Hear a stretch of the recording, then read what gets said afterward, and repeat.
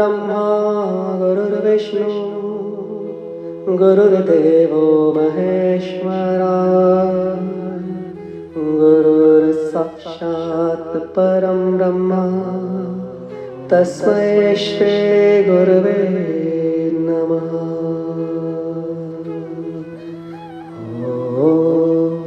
नमस्ते भारत, मैं विवेक योग आचार्य आप सभी का अपने इस YouTube चैनल पर स्वागत करता हूं।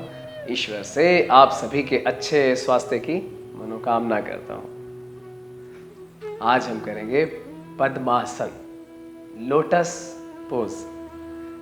यह आसन बड़ा ही सुनने में आता है और इस आसन के बाद बहुत सारे आसन होते हैं जो पद्मासन लगाने के बाद ही हो पाते हैं।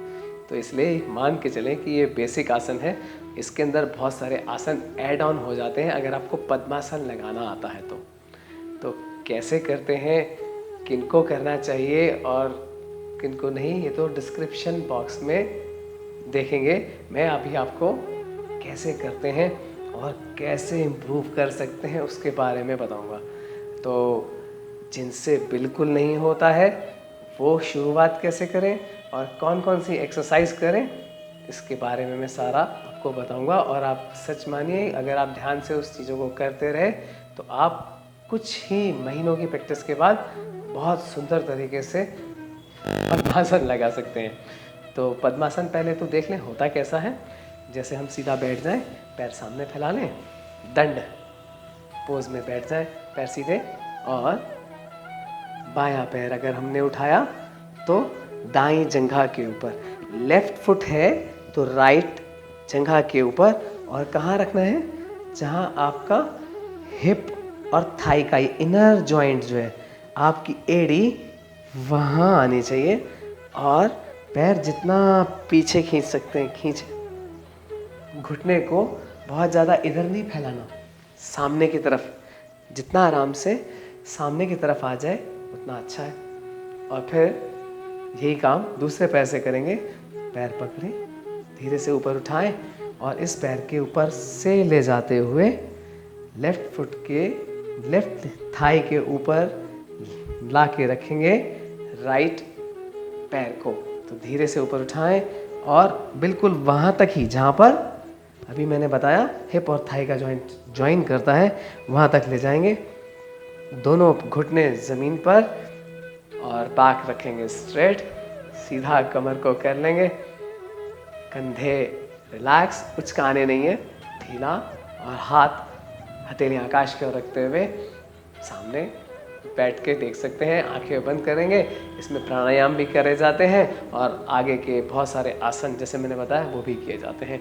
तो ये आपका पैरों को इस तरह से रखने से ये लोटस पोज या पद्मासन बन जाता है। अब इसको जब वापस जाएंगे तो ऐसे ही आराम से पहले एक पैर और फिर दूसरा पैर नीचे रखेंगे। तो ये खोलने का तरीका बड़ा सिंपल है। अब उनके लिए जिनसे बिल्कुल नहीं होता, जिनकी थाइस बहुत हैवी हैं, जो बहुत स्टिफ हैं, उनको क्या क्या करना चाहिए। तो पहला काम तो हमने समझना है कि इसको 3-4 एक्सरसाइज रोज करनी पड़ेंगी। वो 3-4 एक्सरसाइज रोज करते करते धीरे धीरे जो आपका हिप रीजन है, पेल्विक रीजन है, ये सब खुलना शुरू होगा। जो जड़ हो गया है, जिनमें जमाव ऐसा आ गया है कि हिलते जुलते नहीं है, तो उनमें थोड़ी मूवमेंट बनेगी। तो उस मूवमेंट के लिए पहला आसन या पहली एक्सरसाइज कैसे कर सकते हैं। पहले तो आप पैर को सीधा रखेंगे और अब देखेंगे पहले पैर को अंदर लाना कैसे। यहाँ से सीधा पैर पीछे खींचे, टेढ़ा करके पैर नहीं लाएंगे, ऐसे करके पैर नहीं उठाएंगे। जिनके हैवी पैर है, जिनसे बिल्कुल नहीं होता, सीधा पैर उठाएं और धीरे से दूसरे पैर की जंघा पर, अपोजिट लेग की जंघा पर रख लें, जांघ पे रख लें, पैर पे रख लें, बस ऐसे रख लें। और फिर धीरे धीरे नीचे इसको पकड़ के रखें और इसको धीरे धीरे नीचे करें। जब नीचे करेंगे तो आपकी कमर पर भी ध्यान देना है, इसको थोड़ा सीधा करके बैठना है और धीरे धीरे पुश करेंगे और जेंटल पुश। यहाँ से पकड़ के रखेंगे और यहाँ धीरे धीरे पुश। ये काम 8-10 बार करा, फिर थोड़ा सा धीरे से पीछे खींचा। फिर एक दिन में नीचे नहीं जाएगा तो धीरे धीरे कोशिश करें। और जबकि आगे पैर रखेंगे तो थोड़ा जोर ज़्यादा लगेगा और ज़्यादा खींचेगा। जितना पीछे पैर आ जाएगा उतना जल्दी पैर ज़मीन पे लगेगा। तो हो सकता है कि जल्दबाज पहले स्टार्टिंग में पैर यहाँ से पीछे ना आए, तो कुछ नहीं होता, आप धीरे धीरे प्रैक्टिस करें। बस थोड़ा सा ऊपर उठाया, थोड़ा सा नीचे दबाया, थोड़ा सा ऊपर उठाया, नीचे दबाया, दूसरे हाथ से इसको पकड़ के रखा। धीरे धीरे आप पाएंगे रोज़ प्रैक्टिस के बाद आपके पैर अंदर तक आ गए। पैर ऊपर है तो इसको नीचे प्रेस करना है, और नीचे प्रेस करने के साथ साथ इसको पीछे नहीं गिरना, बॉडी को आगे। जैसे ही आप आगे करेंगे तो ये नीचे जाएगी। इसकी टेक्निक है ये। तो धीरे धीरे पुश करें। आप रोज़ आदत डालें तो इस तरह से दोनों पैरों से करना है। और यहाँ से वापस आने के लिए क्या करेंगे, वापस घुटने के नीचे हाथ रखेंगे, चेस्ट के पास पैर को लाएंगे और धीरे से पैर को बाहर निकालते हुए सामने। इस टेक्निक से करेंगे तो नी में कभी भी इंजरी नहीं होगी, नी के अंदर कोई इंजरी नहीं आएगी। बड़े आराम से आप कर पाएंगे, चाहे कम करें चाहे ज़्यादा करें, अच्छे से हो जाएगा। तो यही काम दूसरे पैर से भी करना है। तो पहली तो ये हो गई एक्सरसाइज ये वाली। दूसरा क्या है, अब जो हमारे पैर ऊपर रखने के बाद ज़मीन पे नहीं लग रहे, उसके लिए एक छोटी सी एक्सरसाइज जिसको बटरफ्लाई भी हम बोलते हैं, ऐसे पैर मिला लेंगे और धीरे धीरे कोशिश करेंगे ज़मीन की तरफ पैर लगें। रोज़ प्रैक्टिस करते करते आप पाएंगे कि कुछ हफ्ते या महीनों की प्रैक्टिस के बाद आपके पैर ज़मीन पर लगने लगे। तो ये रीज़न, इसका मतलब और ज़्यादा फ्लेक्सिबल हो गया है और हम और ज़्यादा इसको अच्छे से मूव कर पा रहे हैं। तो दूसरी एक्सरसाइज ये रहेगी। और इसमें भी क्या करना है, जब हम ज़मीन पर पैर लगा रहे हैं तो अपनी बैक को, कमर को सीधा रखना है। जितना कमर सीधा रखेंगे उतना थोड़ा मुश्किल तो होगा, लेकिन आपकी डायरेक्शन ठीक होगी तो मसल्स तरीके से मोल्ड होगी। नहीं तो बॉडी एडजस्ट करके कुछ भी करेगी तो जो फ़ायदा हम चाहते हैं वो होगा नहीं, उतना अच्छा फ़ायदा नहीं आएगा। तो यहाँ से इस तरह से करते जाएं। और तीसरी एक्सरसाइज एक क्या करनी है, जैसे अभी हमने करा था, उसको इम्प्रूव करने के लिए पैर के पास लाए, रखा और अंदर धीरे धीरे इसको नीचे करा। ये हमने नीचे करा। अब हमें लगता है कि जाता नहीं है तो हमने क्या करना है, बॉडी को आगे पुश करना है। चाहे तो अगर अच्छे फ्लेक्सिबल तो वैसे नहीं होंगे जो इतने हार्ड हैं, जो आगे नहीं बढ़ा जा रहा, तो जहाँ से भी पैर पकड़ में आता है, दूसरे वाला जो सीधा पैर है उसको पकड़े और हल्का सा आगे, जैसे ऊपर है तो हल्का सा बॉडी को आगे पुश करें और थोड़ा प्रेस करें, नीचे झुकने की कोशिश करें। धीरे धीरे आगे पुश करें, नीचे झुकने की कोशिश करें, होल्ड करें। जब भी नीचे जाएं तो होल्ड करें, कुछ देर वहाँ पे रुकें, सांस भरते हुए वापस आ जाए, सांस छोड़ते हुए आगे झुकें, सांस भरते हुए वापस आ जाए। इस तरह से दोनों पैरों से करेंगे। अब एक और एक्सरसाइज है, फोर्थ एक्सरसाइज, वो जैसे हमने बैठ के करा ऐसे ही लेट के भी कर सकते हैं। वो काफ़ी फ़ायदेमंद है, उसको भी ज़रूर करें। ये 3-4 एक्सरसाइज आप करते रहेंगे, फिर पद्मासन करेंगे तो बड़ा फ्रीली और कंफर्टेबली लगेगा।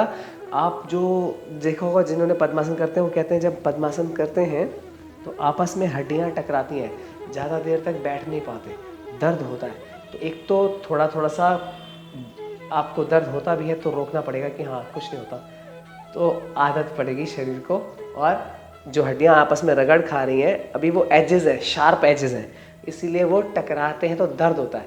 धीरे धीरे रोज़ रखेंगे तो वो हड्डियां वहाँ से गोल हो जाएंगी, जो एजेस शार्प है हड्डियां गोल होने लगेंगी वहाँ से, तो थोड़ा सा नरम हो जाएगा अपने आप आपका वो। और जितना पैर के जॉइंट्स वगैरह खुलते जाएंगे उतना इस पर वज़न भी कम पड़ेगा।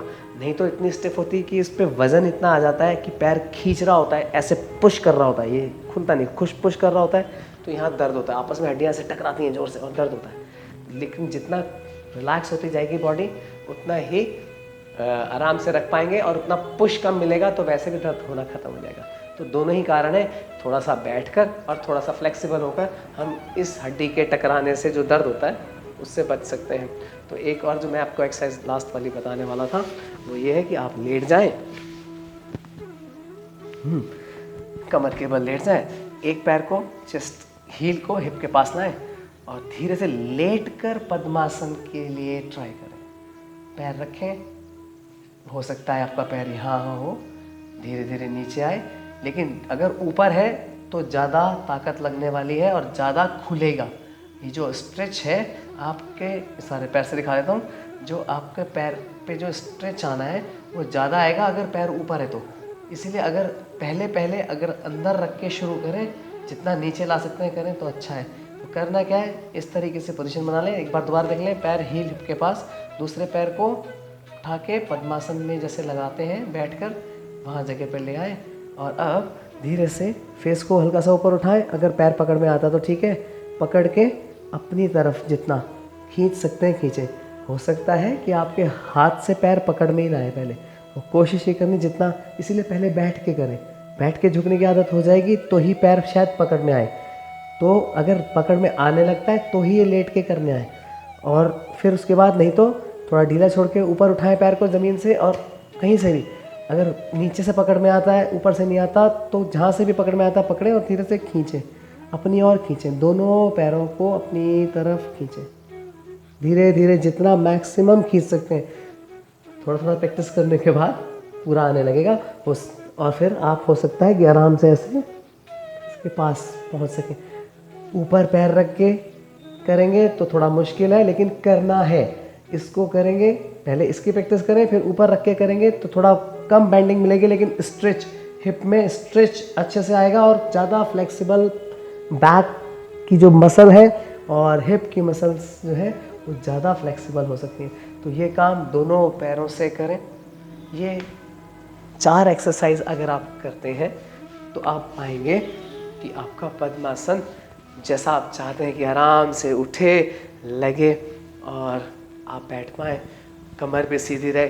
और कमर सीधी कैसे होगी मैं फिर बता देता हूँ आखिरी बार, एक और चांस। जब दोनों पैर हो जाएंगे तो हो सकता है आपका पैर ऐसे उठा रहे, तो स्टार्टिंग में इसके नीचे कोई कुशन वगैरह लगा लेना, ताकि इसमें थोड़ी देर जब बैठे तो ये हवा में झूलता ना रहे। जैसे जैसे आप फ्लेक्सिबल होते जाएंगे पैर भी ज़मीन की तरफ आता जाएगा।